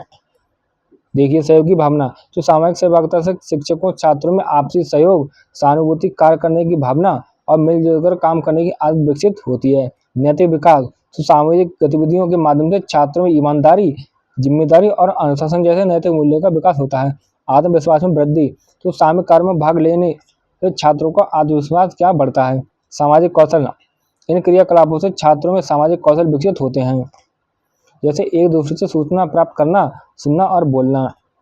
पृष्ठभूमि का ज्ञान, तो सामुदायिक सहभागिता के माध्यम से शिक्षक समुदाय की जरूरतों और अपेक्षाओं को समझ पाते हैं। अगला क्या देखिए, शिक्षण अधिगम में मूल्यांकन के अर्थ को स्पष्ट कीजिए। तो शिक्षण अधिगम में मूल्यांकन का अर्थ, तो शिक्षण अधिगम और मूल्यांकन तीनों शैक्षिक प्रक्रिया के अभिन्न अंग हैं। अर्थ, मूल्यांकन का तात्पर्य किसी गुण, योग्यता या विशेषता का मूल्य निर्धारित करना होता है। मूल्यांकन द्वारा परिमाणात्मक और गुणात्मक दोनों तरह की सूचना प्राप्त होती हैं। जॉन डेवी के अनुसार शैक्षिक मूल्यांकन एक त्रिमुखी प्रक्रिया है जिसके 3 बिंदु हैं। कौन कौन से, शिक्षण उद्देश्य, छात्र के व्यवहार में वांछनीय परिवर्तन लाना। अधिगम अनुभव, उद्देश्यों के अनुकूल विद्यालय में वातावरण प्रस्तुत करना। मूल्यांकन का उपकरण व्यवहार परिवर्तन, यह देखना कि वांछित उद्देश्यों की प्राप्ति किस सीमा तक हुई है। शिक्षण अधिगम में मूल्यांकन का महत्व, तो मूल्यांकन ये सुनिश्चित करता है कि छात्रों ने सीखने के उद्देश्य को कितनी अच्छी तरह प्राप्त किया है। ये छात्रों की कमियों को पहचानना और शिक्षक को अपनी शिक्षण विधियों की उपयुक्तता की जांच करके उसमें आवश्यक करना सुधार करने के अवसर देता है। अगला प्रश्न क्या देखिए, एनेक्डोटल रिकॉर्ड क्या है, संक्षेप में बताइए। तो देखिए, एनेक्डोटल रिकॉर्ड या घटनावृत्त, तो एनेक्डोटल रिकॉर्ड को हिंदी में घटनावृत्त या व्यक्तिगत जीवन की सार्थक घटनाओं का विवरण कहते हैं। एनेक्डोटल रिकॉर्ड की अवधारणा, तो एनेक्डोटल रिकॉर्ड घटनावृत्त शिक्षार्थियों के जीवन की सार्थक घटना, विवरण या क्रिया हो सकती है। ये शिक्षक द्वारा संकलित छात्रों के वास्तविक व्यवहार का विवरण होता है जो विभिन्न परिस्थितियों में घटित होता है। ये प्रायः छात्र की प्रगति और उपलब्धियों के इतिहास को दर्शाने वाले संचयी अभिलेख का एक हिस्सा होता है। इसका उपयोग छात्रों के सामाजिक, भावात्मक और व्यक्तिगत पहलुओं को समझने के लिए किया जाता है। अगला प्रश्न देखिए हमारा, क्रियात्मक अनुसंधान एवं परंपरागत अनुसंधान में अंतर स्पष्ट कीजिए। तो क्रियात्मक अनुसंधान और परंपरागत अनुसंधान में अंतर। क्रियात्मक अनुसंधान और परंपरागत मतलब मौलिक अनुसंधान। तो क्रियात्मक अनुसंधान क्या होता है? इसका उद्देश्य विद्यालय कक्षा की तात्कालिक समस्याओं का समाधान करके कार्यप्रणाली में सुधार लाना। परंपरागत अनुसंधान का नए सिद्धांतों या सामान्यीकरणों का निर्माण करना। क्रियात्मक अनुसंधान कार्य क्षेत्र सीमित होता है, स्थानीय समस्या पर केंद्रित। परंपरागत अनुसंधान कार्य क्षेत्र इसका व्यापक होता है। क्रियात्मक अनुसंधान शोधकर्ता का समस्या से सीधा संबंध होता है। परंपरागत अनुसंधान शोधकर्ता का समस्या से प्रत्यक्ष संबंध आवश्यक नहीं होता है। क्रियात्मक अनुसंधान इसमें कम समय लगता है। परंपरागत अनुसंधान इसमें अधिक समय लगता है, दीर्घकालिक होता है। ठीक है। क्रियात्मक अनुसंधान सरल सांख्यिकी का प्रयोग होता है। परंपरागत अनुसंधान उच्च सांख्यिकी प्रविधियों का प्रयोग होता है। क्रियात्मक अनुसंधान की रूपरेखा कार्य क्षेत्र की स्थिति के अनुसार परिवर्तन किया जा सकता है। परंपरागत अनुसंधान इसकी रूपरेखा में सामान्यतः बदलाव नहीं किया जा सकता है। अगला प्रश्न हमारा, शैक्षिक नवाचार की आवश्यकता और महत्व बताइए। तो देखिए, शैक्षिक नवाचार की आवश्यकता महत्व। तो शैक्षिक नवाचार का अर्थ है शिक्षा प्रणाली में सुधार लाने के उद्देश्य से नए विचार, नए कार्यक्रम, नई विधियों और तथा नवीन साधनों का प्रयोग करना। अब देखिए शैक्षिक गुणवत्ता। तो नवाचार शिक्षण अधिगम प्रक्रिया को बेहतर बनाकर शिक्षा में गुणात्मक सुधार लाता है। परिवर्तन के अनुकूलन। तो आधुनिक युग में हो रहे तकनीकी और सामाजिक परिवर्तनों के अनुरूप शिक्षा प्रणाली को विकसित करने के लिए नवाचार आवश्यक है। समस्या समाधान। तो शिक्षा से संबंधित अनेक समस्याओं का समाधान खोजने में नवाचार सहायक है। नवीन विधियां। तो ये परंपरागत शिक्षण विधियों के स्थान पर खेल विधि करके सीखना विधि और प्रोजेक्ट विधि जैसी प्रभावी विधियों को अपनाने में सहायक है। कौन? नवाचार। वैज्ञानिक दृष्टिकोण। ये शिक्षकों और छात्रों में वैज्ञानिक दृष्टिकोण के विकास को संभव बनाता है। कौन? नवाचार। अगला प्रश्न हमारा, पाठ्यगामी क्रिया में प्रधानाचार्य एवं शिक्षकों की भूमिका को स्पष्ट कीजिए। तो पाठ्यगामी क्रिया में प्रधानाचार्यों एवं शिक्षक की भूमिका देखिए। पाठ्यक्रम सहगामी क्रियाएं बच्चों के सर्वांगीण विकास को सुनिश्चित करती हैं। तो भूमिका देखिए प्रधानाचार्य और शिक्षक की। योजना एवं क्रियान्वयन। तो शिक्षक और प्रधानाचार्य मिलकर इन गतिविधियों की योजना बनाते हैं। शिक्षक नवाचारी विधियों का प्रयोग करके छात्रों को परियोजना कार्य, भ्रमण और नाट्य मंचन में भाग लेने के लिए प्रेरित करते हैं। मूल्यों का विकास। तो शिक्षक छात्रों में इन गतिविधियों के माध्यम से ईमानदारी, जिम्मेदारी, अनुशासन जैसे नैतिक मूल्यों और सहयोग, सहभागिता, सहानुभूति जैसे सामाजिक गुणों का विकास सुनिश्चित करते हैं। नेतृत्व प्रोत्साहन। तो शिक्षक और प्रधानाचार्य छात्रों को गोष्ठी, वाद विवाद प्रतियोगिता में भाग लेने के लिए प्रोत्साहित करते हैं, जिससे उनका आत्मविश्वास और नेतृत्व क्षमता विकसित हो। अवलोकन एवं आकलन। तो शिक्षक इन क्रियाओं के दौरान छात्रों के व्यवहार का अवलोकन करते हैं और उनके सामाजिक एवं भावात्मक विकास का आकलन करते हैं। शैक्षिक नवाचार को लागू करना। तो शिक्षक प्राथमिक स्तर पर नवाचार लागू करते हैं, जैसे समाचार वाचन, महापुरुषों के सद्भाग्यों का वाचन, स्वास्थ्य संबंधी आदतों के प्रति प्रेरणा प्रदान करना। अगला प्रश्न हमारा क्या है? लघु उत्तरीय प्रश्न। लघु क्या है? लघु उत्तरीय प्रश्न 2021। मापन एवं मूल्यांकन में अंतर स्पष्ट कीजिए। तो मापन एवं मूल्यांकन में अंतर देखिए। मापन और मूल्यांकन। मापन का क्षेत्र संकुचित होता है, मूल्यांकन का क्षेत्र व्यापक होता है। मापन की प्रकृति मुख्य रूप से मात्रात्मक या संख्यात्मक होता है। मूल्यांकन की प्रकृति मात्रात्मक, गुणात्मक दोनों तरह की सूचना प्रदान करना होता है। मापन का समय मूल्यांकन से पहले होता है और मूल्यांकन ये मापन के बाद होता है। मापन का उद्देश्य विषय वस्तु केंद्रित हो सकता है और मूल्यांकन का उद्देश्य ये केंद्रित प्रक्रिया है। ये उद्देश्य केंद्रित प्रक्रिया। ठीक है। अब मापन की धारणा, इसके द्वारा छात्र संबंध स्पष्ट धारणा बनाना संभव नहीं है। और मूल्यांकन की धारणा, इसके द्वारा छात्र के संबंध में निश्चित धारणा बनाई जा सकती है। अगला प्रश्न हमारा क्या देखिए? किसी विषय वस्तु पर विभिन्न प्रकार के वस्तुनिष्ठ प्रश्नों का निर्माण कीजिए। तो देखिए वस्तुनिष्ठ प्रश्नों का निर्माण करना है हमें। तो देखिए क्या क्या है? विषय वस्तु सौरमंडल लिए हमने और इस पर विभिन्न प्रकार के वस्तुनिष्ठ प्रश्नों का निर्माण किया। देखिए दो वस्तुनिष्ठ प्रश्न दो प्रकार के होते हैं। कौन कौन से? पहला होता है चयन या अभिज्ञान प्रश्न, सिलेक्शन और रिकॉग्निशन आइटम्स। ठीक है। और दूसरा क्या होता है हमारा? दूसरा देखिए ये है आपूर्ति या प्रत्यास्मरण प्रश्न, सप्लाई और रिकॉल आइटम। तो पहले वस्तुनिष्ठ प्रश्न में पहले हम करते हैं चयन या अभिज्ञान प्रश्नों का निर्माण। पहले नंबर पे आते हैं सत्य असत्य प्रश्न। ठीक। तो देखिए पृथ्वी को नीला ग्रह कहा जाता है, सत्य असत्य। मंगल को हरा ग्रह ग्रीन प्लैनेट कहा जाता है, सत्य असत्य, ठीक। अब बहुविकल्पी प्रश्न मल्टीपल चॉइस देखिए, सूर्य का सबसे निकटतम ग्रह कौन सा है? मिलान पद देखिए हमने बनाए, कॉलम आ में दी गई मदों का कॉलम बी में दी गई सही मदों के साथ मिलान कीजिए, ठीक।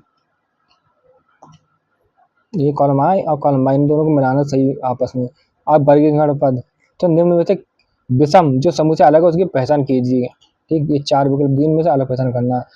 तो ये हमारे क्या हो गए, 4 प्रकार हो गए इसके चयन या विज्ञान प्रश्न के वस्तुनिष्ठ प्रश्नों में। अब दूसरा प्रकार क्या, आपूर्तीय प्रत्यास्मरण प्रश्न।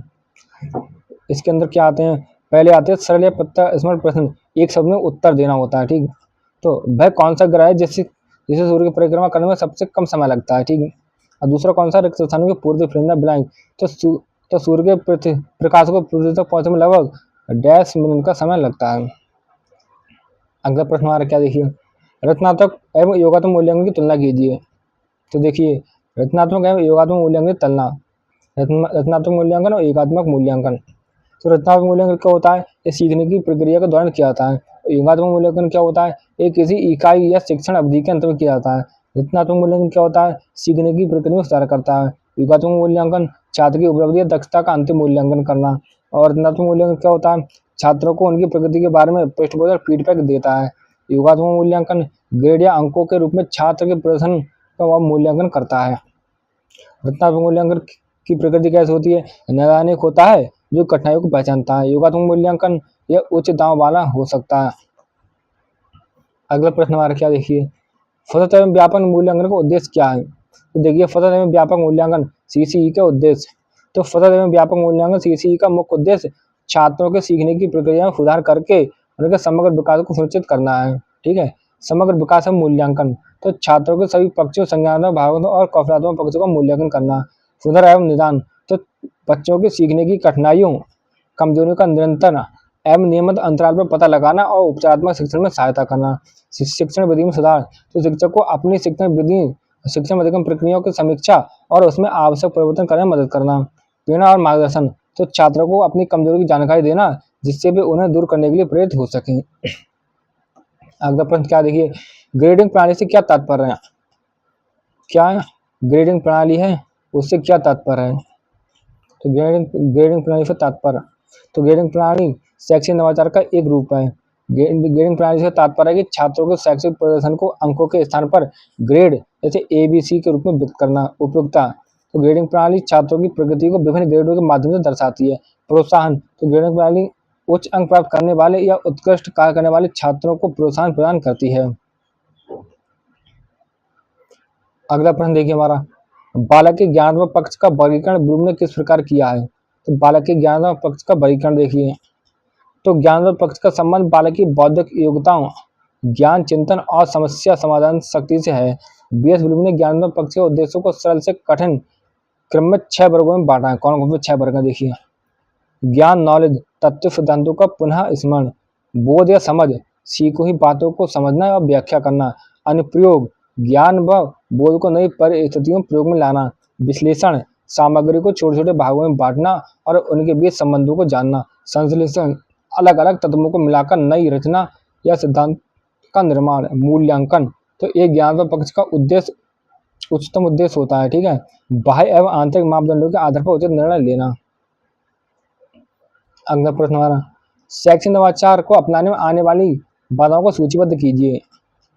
तो शैक्षिक नवाचार को अपनाने में आने वाली बाधाएं, तो शैक्षिक नवाचार एजुकेशनल इनोवेशन का अर्थ है शिक्षा के क्षेत्र में नई तकनीकों, विचारों और प्रक्रियाओं को अपनाना ताकि शिक्षा की गुणवत्ता में सुधार हो सके। परंतु इस नवाचारों को अपनाने में कई प्रकार की बाधाएं, ऑब्स्टेकल आती हैं। मुख्य बाधाएं निम्नलिखित कौन कौन सी हैं। पहले परंपरागत दृष्टिकोण, ट्रेडिशनल एटीट्यूड, तो शिक्षक, विद्यार्थी और अभिभावक पुनः पुराने शिक्षण तरीकों के अभ्यस्त होते हैं और नई पद्धतियों को अपनाने में संकोच करते हैं। अल्प संसाधन, लैक ऑफ रिसोर्सेज, तो नवाचारों के लिए आवश्यक उपकरण, प्रयोगशालाएं, तकनीकी साधन और वित्तीय सहायता का अभाव होता है।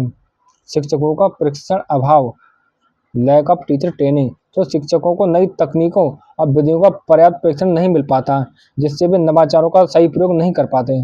प्रशासनिक उदासीनता, एडमिनिस्ट्रेटिव एपैथी, शिक्षा विभाग या संस्थान के प्रशासनिक उत्तराधिकारी नवाचारों को प्राथमिकता नहीं देते हैं। जिससे उनका क्रियान्वयन कठिन हो जाता है। पर्याप्त समय का अभाव, लैक ऑफ टाइम, तो शिक्षकों पर पहले से ही पाठ्यक्रम पूर्ण करने का दबाव होता है, इसलिए नए प्रयोगों के लिए समय नहीं निकाल पाते हैं। मूल्यांकन प्रणाली की जड़ता, रियलिटी ऑफ एग्जामिनेशन सिस्टम, पारंपरिक परीक्षा प्रणाली नवाचारात्मक शिक्षकों को प्रोत्साहन नहीं देती। जोखिम का भय, फियर ऑफ फेलियर, नवाचार असफल होने की संभावना के कारण शिक्षक या संस्थान जोखिम लेने से बचते हैं।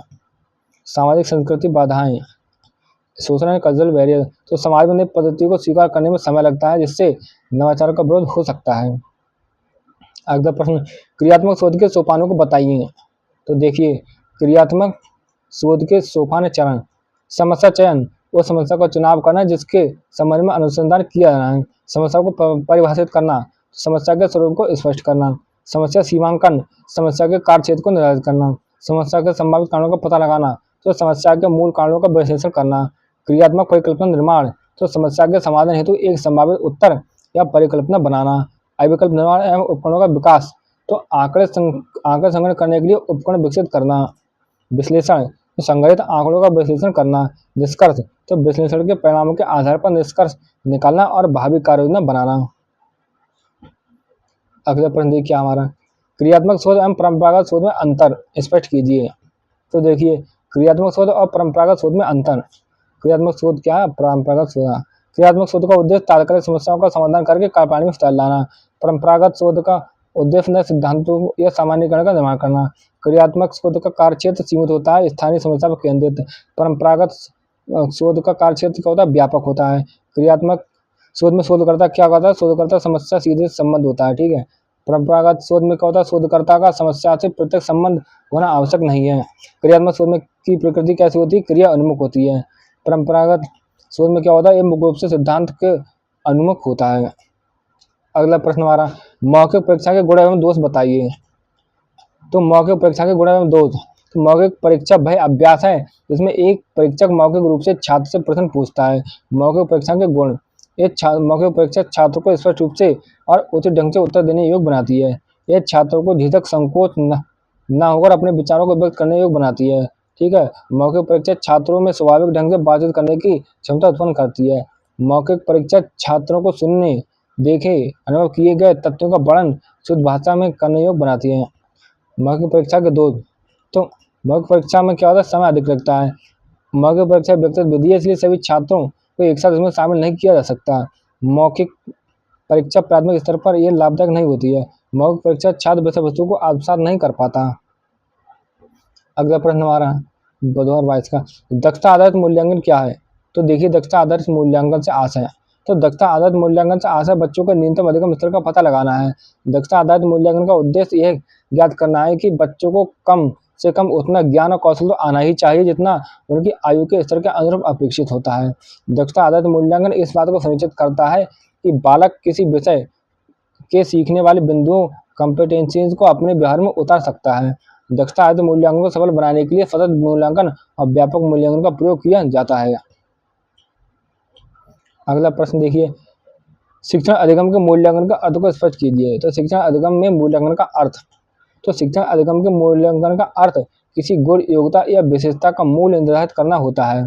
शिक्षण अधिगम में मूल्यांकन का मुख्य उद्देश्य यह ज्ञात करना है कि वांछित उद्देश्यों की प्राप्ति किस सीमा तक हुई। परिभाषा, टॉर्गेसन और एडम्स के अनुसार, तो शैक्षिक मूल्यांकन का मतलब है सीखने और सिखाने के अनुभवों की उपयोगिता के बारे में निर्णय लेना। अर्थ एवं प्रकृति, तो मूल्यांकन द्वारा परिमाणात्मक और गुणात्मक दोनों तरह की सूचनाएं प्राप्त होती हैं। शिक्षण अधिगम और मूल्यांकन तीनों एक दूसरे के अभिन्न अंग हैं। मूल्यांकन शिक्षण उपरांत छात्र की उपलब्धि और व्यवहार में आए परिवर्तनों का ज्ञान प्राप्त करने में सहायक होता है। अगला प्रश्न ये क्या हमारा, शैक्षिक अनुसंधान के चरणों का उल्लेख कीजिए। तो देखिए, शैक्षिक अनुसंधान के चरण, समस्या चयन, तो अनुसंधान के लिए समस्या का चुनाव करना। समस्या को परिभाषित करना, तो समस्या के स्वरूप को स्पष्ट करना। समस्या सीमांकन, समस्या के कार्य क्षेत्र को निर्धारित करना। समस्या के संभावित कारणों का पता लगाना, तो समस्या के मूल कारणों का विश्लेषण करना। क्रियात्मक परिकल्पना निर्माण, तो समस्या के समाधान हेतु एक संभावित उत्तर या परिकल्पना बनाना। अभिकल्प निर्माण एवं उपकरणों का विकास, तो आंकड़े संग्रह करने के लिए उपकरण विकसित करना। विश्लेषण, संग्रहित आंकड़ों का विश्लेषण करना। निष्कर्ष, तो विश्लेषण के परिणामों के आधार पर निष्कर्ष निकालना और भावी कार्य योजना बनाना। अगला प्रश्न क्या देखिए, निर्णयात्मक और उपलब्धि परीक्षण में क्या अंतर है? तो देखिए, निर्णयात्मक और उपलब्धि परीक्षण में अंतर। उपलब्धि परीक्षण और निर्णयात्मक परीक्षण। तो उपलब्धि परीक्षण इसका क्षेत्र काफी विस्तृत होता है, निर्णयात्मक परीक्षण इसका क्षेत्र सीमित होता है। उपलब्धि परीक्षण का उद्देश्य ये किसी विषय में छात्र की सामान्य योग्यता का ज्ञान प्राप्त करता है। निर्णयात्मक परीक्षण ये उन कारणों का पता लगाता है जिसके कारण छात्र को सीखने में कठिनाई हो रही है। उपलब्धि परीक्षण की प्रकृति छात्रों को सामान्य उपलब्धि का परिचायक है। निर्णयात्मक परीक्षण की प्रकृति ये बाल केंद्रित होती है। उपलब्धि परीक्षण का उपयोग ये सभी स्तर के छात्रों को, सभी स्तर के बच्चों की उपलब्धि का मापने किया जाता है। ठीक है। निर्णयात्मक परीक्षण होता है जो क्या होता है, ये मुख्य रूप से कमजोर बच्चों की कठिनाइयों को पहचानने के लिए किया जाता है। तो देखिए, अगला देखिए प्रश्न हमारा, उत्तम परीक्षण की कितनी कसौटियां संक्षेप में बताइए। तो उत्तम परीक्षण की 2 कसौटियां हैं, कौन कौन सी हैं? पहली है तकनीकी कसौटियां, दूसरी व्यवहारिक कसौटियां। तकनीक कसौटियां क्या होती है? देखिए, वैधता, परीक्षणों को मापना चाहिए जिसके लिए उसका निर्माण किया गया हो। ठीक है। विश्वसनीयता, रिलायबिलिटी, परीक्षण का प्रयोग बार बार करने पर भी समान परिणाम प्राप्त होना चाहिए। वस्तुनिष्ठता, परीक्षण के अंकन पर परीक्षक के व्यक्तिगत विचारों का प्रभाव नहीं पड़ना चाहिए। विभेदन शक्ति, डिस्क्रिमिनेटिंग पावर, तो परीक्षण में योग्य और अयोग्य छात्रों में भेद करने की क्षमता होनी चाहिए। व्यवहारिक कसौटियां, उद्देश्यपूर्णता, परीक्षण का एक निश्चित शैक्षिक उद्देश्य होना चाहिए। व्यापकता, तो परीक्षण में संपूर्ण विषय सामग्री शामिल होनी चाहिए। सुगमता, परीक्षण का प्रशासन, तो अंकन और व्याख्या करने में आसानी होनी चाहिए। अगला प्रश्न हमारा, शैक्षिक नवाचार की अवधारणा को स्पष्ट कीजिए। तो शैक्षिक नवाचार की अवधारणा, शैक्षिक नवाचार का तात्पर्य शिक्षा प्रणाली में सुधार लाने के उद्देश्य से शिक्षा के क्षेत्र में नए विचार, नए कार्यक्रम, नई बुद्धियों और नई साधनों का प्रयोग करना है। शैक्षिक नवाचार शिक्षण और सीखने की प्रक्रिया को बेहतर बनाता है और छात्रों को अधिक प्रभावी ढंग से सीखने में मदद करता है। शैक्षिक नवाचारों में परंपरागत शिक्षण विधियों के स्थान पर खेल पद्धति करके सीखना, भ्रमण विधि, प्रोजेक्ट विधि जैसी प्रभावी विधियों का अपनाना शामिल है। प्रक्षेपण की किन्हीं 2 विधियों के बारे में बताइए। तो प्रक्षेपण से संबंधित मूल्यांकन की 2 विधियां कौन कौन सी? साक्षात्कार, इंटरव्यू, तो ये आमने सामने की बातचीत की विधि है जिसका उपयोग सूचना संग्रहण के लिए होता है। एक लचीली तकनीक है जो छात्र के विचारों, भावनाओं और समझने में सहायक होती है। अवलोकन, ऑब्जर्वेशन, तो एक किसी व्यक्ति या समूह के व्यवहार को ध्यान से देखने या निरीक्षण करने की विधि है। अवलोकन का उपयोग छात्र की रुचि, प्रगति, सामाजिक व्यवहार और कौशलों का गुणात्मक मापन करने के लिए किया जाता है। अगला प्रश्न क्या हमारा, प्रश्नों का निर्माण करते समय किन बातों का ध्यान में रखना आवश्यक है। तो देखिए, प्रश्नों का निर्माण करते समय ध्यान में रखने योग्य बातें, भाषा की स्पष्टता, प्रश्न की शब्दावली संक्षिप्त हो, भाषा सरल, स्पष्ट और दुविधा उत्पन्न न करने वाली हो, मानसिक स्तर, प्रश्न विद्यार्थी के मानसिक विकास और आयु के स्तर के अनुरूप होने चाहिए। विचारोत्तेजक, प्रश्न विचार के करने योग्य होने चाहिए। विषय की व्यापकता, प्रश्न संपूर्ण विषय सामग्री पर आधारित होने चाहिए। नकारात्मक प्रश्नों का प्रयोग, तो ऋणात्मक प्रश्नों में नकारात्मक शब्दों को स्पष्ट रूप से इंगित किया जाना चाहिए। ब्लूप्रिंट का अनुसरण, तो प्रश्नों का निर्माण विशिष्टीकरण सारणी या ब्लूप्रिंट के अनुसार किया जाना चाहिए। अगला प्रश्न देखिए हमारा, मूल्यांकन की आवश्यकता और महत्व बताइए। तो देखिए, मूल्यांकन की आवश्यकता और महत्व, तो मूल्यांकन शिक्षण व्यवस्था में सुधार लाने और छात्रों के समग्र विकास को सुनिश्चित करने के लिए आवश्यक है। शिक्षण में सुधार, यह छात्रों को अपनी शिक्षण विधियों की उपयोगिता की जांच करने और उसमें आवश्यक सुधार करने का अवसर देता है। कमजोरियों का निदान, तो यह छात्रों की कमजोरियों की पहचान करके उपचारात्मक शिक्षण की व्यवस्था करने में सहायक होता है। छात्रों के लिए, तो छात्रों को अपनी कमियों और अच्छाइयों को पता चलता है जिससे उनमें आत्मविश्वास का विकास होता है। मार्गदर्शन, ये छात्र की योग्यता, बुद्धि, रुचि को समझकर शैक्षिक और व्यावसायिक निर्देशन में मदद करता है। पाठ्यक्रम संशोधन, मूल्यांकन के परिणामों के आधार पर पाठ्यक्रम में संशोधन हेतु आधार प्रस्तुत किया जाता है। अगला क्या देखिए हमारा, संज्ञानात्मक मूल्यांकन से आप क्या समझते हैं। तो देखिए, संज्ञानात्मक मूल्यांकन का संबंध बालक के ज्ञानात्मक पक्ष से होता है। संज्ञानात्मक मूल्यांकन बालक में निहित ज्ञान, स्मरण, पुनः स्मरण तथा अभिज्ञान की अवधारणाओं को मजबूत करने पर केंद्रित होता है। संज्ञानात्मक पक्ष बालक की बौद्धिक योग्यताओं जैसे तर्क करने, समस्या समाधान करने और समझने की क्षमता का मूल्यांकन करता है। बीएस ब्लूम ने ज्ञानात्मक पक्ष के उद्देश्यों को 6 हिस्सों में वर्गीकृत किया जिनमें से प्रमुख हैं ज्ञान, बोध और अनुप्रयोग। आए 2023 पर उपचारात्मक शिक्षण से आप क्या समझते हैं। तो उपचारात्मक शिक्षण रेमेडियल टीचिंग, उपचारात्मक शब्द चिकित्सा शास्त्र मेडिकल साइंस से लिया गया है। जिस प्रकार मनोचिकित्सक रोगों का उपचार करके रोगी को स्वस्थ करता है, उसी प्रकार एक अध्यापक निर्धारित परीक्षण डायग्नोस्टिक टेस्ट के बाद उपचारात्मक शिक्षण होता है। उससे विद्यार्थी की अधिगम लर्निंग संबंधित त्रुटियों कमजोरियों को दूर करके उसके अर्जित ज्ञान को उचित दिशा प्रदान करता है। योगम एवं सिम्पसन के अनुसार उपचारात्मक शिक्षण विधि को खोजने का प्रयत्न करता है। कौन सी विधि को? उस विधि को खोजने का प्रयत्न करता है जो छात्र को अपनी कुशलता या विचार की त्रुटियों को दूर करने में सफलता प्रदान करें। अगला प्रश्न, निदानात्मक परीक्षण से क्या तात्पर्य है? निदानात्मक परीक्षण से तात्पर्य, निदानात्मक परीक्षण का तात्पर्य है कि शिक्षक बालक की अधिगम संबंधी कठिनाइयों और कमजोरियों को पहचानता है।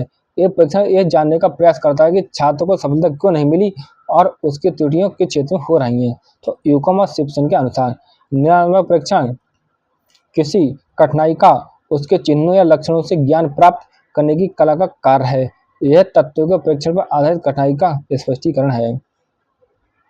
अगला प्रश्न देखिए हमारा, क्रियात्मक शोध की उपयोगिता बताइए। तो देखिए, क्रियात्मक शोध की उपयोगिता, तात्कालिक समस्या समाधान, यह विद्यालय के दैनिक समस्याओं को तुरंत समाधान खोजने में सहायक है। कार्यप्रणाली में सुधार, तो ये विद्यालय की परंपरागत कार्यशैली में आवश्यक सुधार और परिवर्तन लाता है। कौन? क्रियात्मक शोध। वैज्ञानिक दृष्टिकोण, तो क्रियात्मक शोध शिक्षकों, प्राचार्यों और प्रशासकों में वैज्ञानिक दृष्टिकोण विकसित करता है। क्रियात्मक शोध और क्या करता है? समाधान में सहायक, तो ये बच्चों की नवीन परिस्थितियों में समाधान की समस्याओं का अध्ययन एवं समाधान करने में उपयोगी है। कौन? क्रियात्मक शोध। बहुमुखी विकास, तो ये विद्यार्थियों के बहुमुखी विकास के लिए विद्यालय की क्रियाओं का प्रभावी आयोजन करता है। अगला, शोध या अनुसंधान से आप क्या समझते हैं?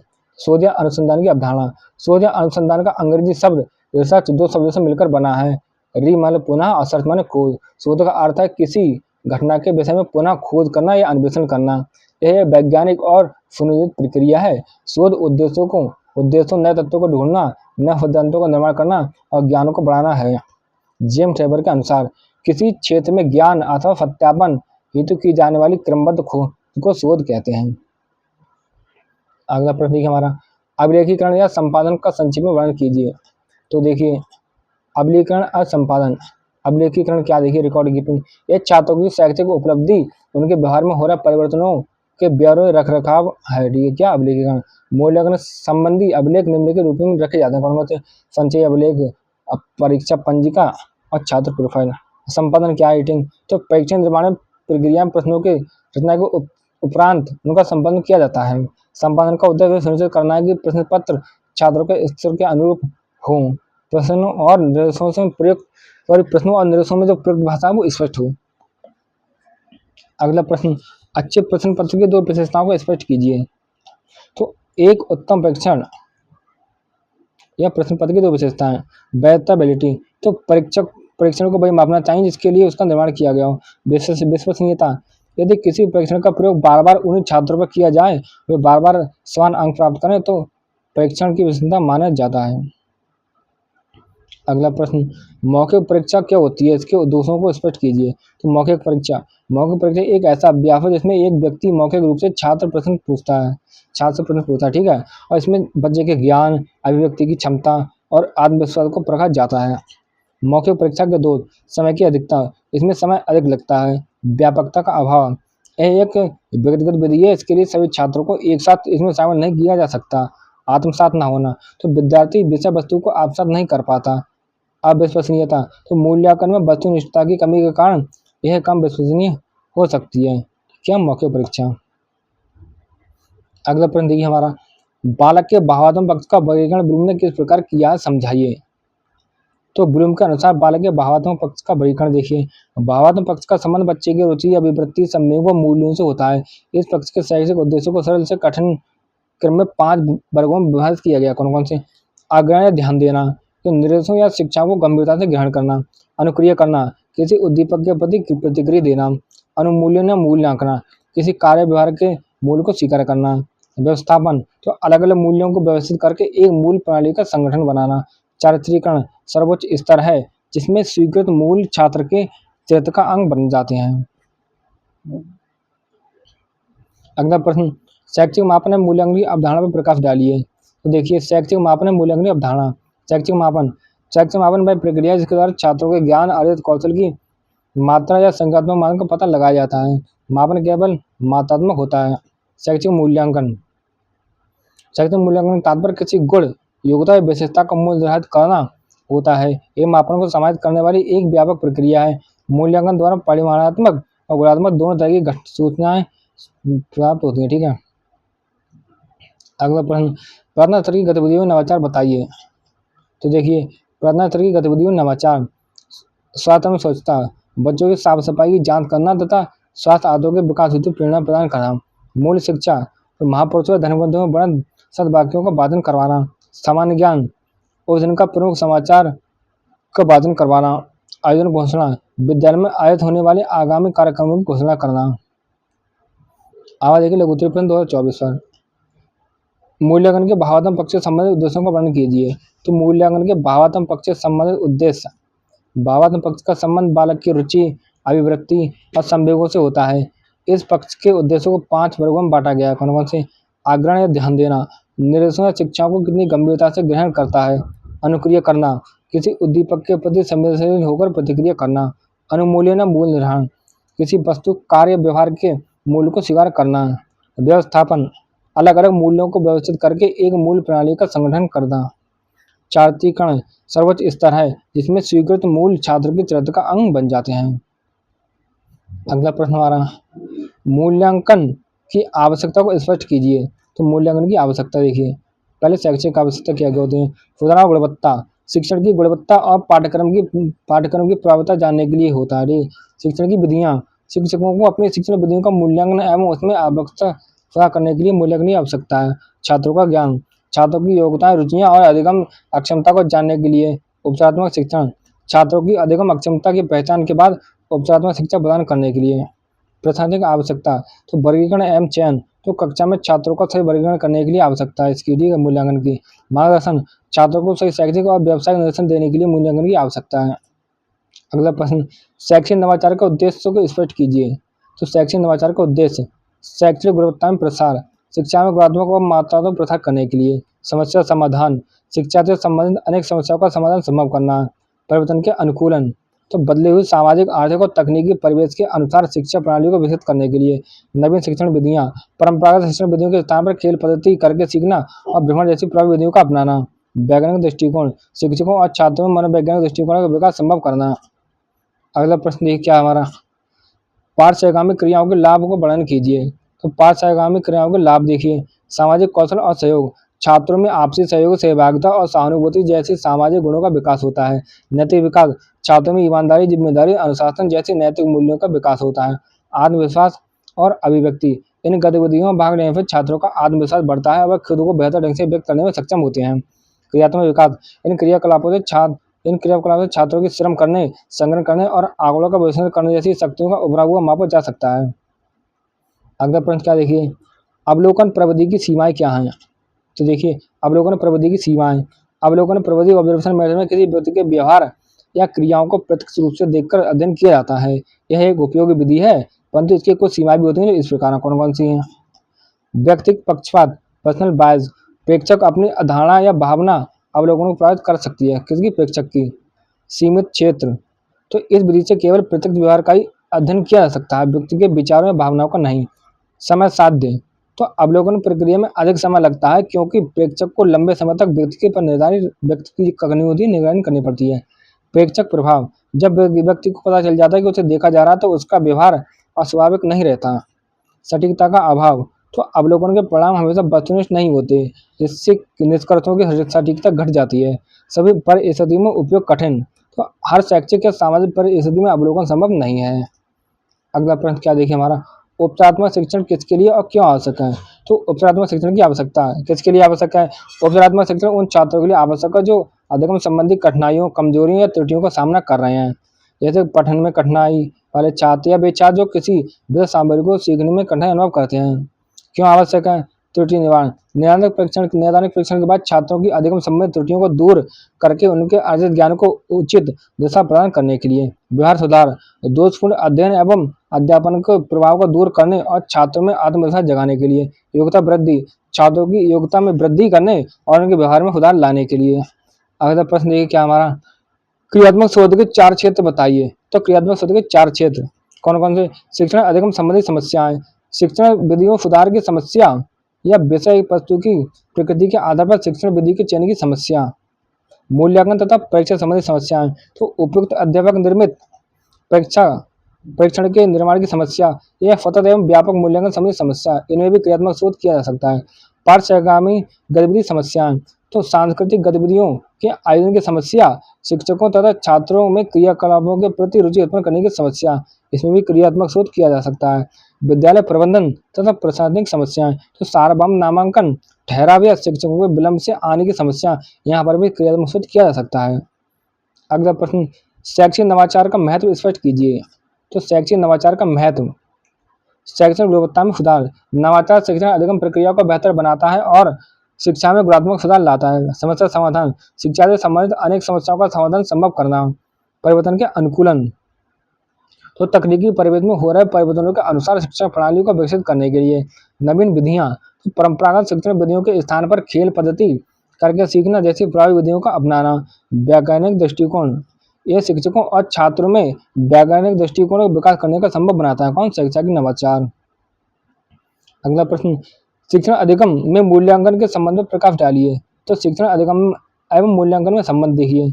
शिक्षण अधिगम और मूल्यांकन तीनों शैक्षिक प्रक्रिया के अभिन्न अंग हैं और एक दूसरे पर निर्भर रहते हैं। त्रिमुखी प्रक्रिया, तो जॉन डेवी के अनुसार शैक्षिक मूल्यांकन एक त्रिमुखी प्रक्रिया है जिसके 3 बिंदु हैं। कौन-कौन से? शिक्षण उद्देश्य, अधिगम अनुभव और व्यवहार परिवर्तन। उद्देश्यों की प्राप्ति, मूल्यांकन ये बताता है कि शिक्षण के वांछित उद्देश्यों को किस सीमा तक प्राप्त किया जा सका है। पृष्ठपोषण, तो मूल्यांकन से प्राप्त परिणामों के आधार पर शिक्षक को अपनी शिक्षण विधियों की उपयोगिता की जानकारी होती है और वह आवश्यकता अनुसार उनमें परिवर्तन कर सकता है। अगला प्रश्न, प्रश्नों के प्रकार पर चर्चा कीजिए। तो देखिए, प्रश्नों के प्रकार, टाइप्स ऑफ क्वेश्चन। प्रश्नों को उत्तरीय प्रकृति के आधार पर मुख्य प्रकार से 2 भागों में बांटा गया। कौन-कौन से? पहला है निबंधात्मक प्रश्न। क्या निबंधात्मक प्रश्न? तो ये प्रश्न बच्चों की उच्च मानसिक योग्यता जैसे सृजनात्मकता हो गया, विश्लेषण हो गया, संश्लेषण और अभिव्यक्ति का मापन करते हैं। निबंधात्मक प्रश्न कौन-कौन से होते हैं? दीर्घ उत्तरीय प्रश्न, लघु उत्तरीय प्रश्न, अति लघु उत्तरीय प्रश्न।